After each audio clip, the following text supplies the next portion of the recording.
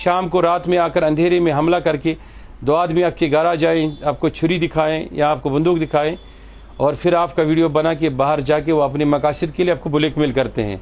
ऐसे हज़ार वाक़यात है, मैं आपको हज़ार वाक़यात गिनवा सकता हूँ कि इतनी अजीम हस्तियों के साथ हुए। और कुछ लोगों ने तो फिर मुल्क ही छोड़ा, शहर ही छोड़ा।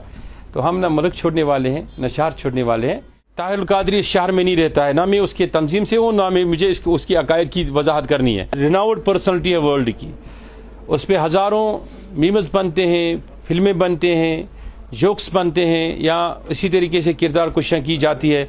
जाकिर नाइक मेरे हम ख्याल नहीं है, लेकिन एक रिनाउड स्कॉलर माना जाता है दुनिया में, कितनी चीज़ें उसके ख़िलाफ़ बनती है। इसी तरीके से ये सोसाइटी के अंदर वो लोग होते हैं जिनके 2 फ़ायदे होते हैं। 1000 आदमी ऐसे हैं जो शैतान की संगत में होते हैं, जिनका एक ही मकसद होता है, जो कहीं ना कहीं अपना वजूद को बेच चुके होते हैं। उनका एक ही मकसद होता है कि किसी न किसी इल्मी शख्सियत, किसी न किसी इज़्ज़तदार का इज़्ज़त उछाला जाए और वो अपने मकसद में कामयाब हो जाते हैं, और उस मकसद के आगे उनका कोई मकसद नहीं है।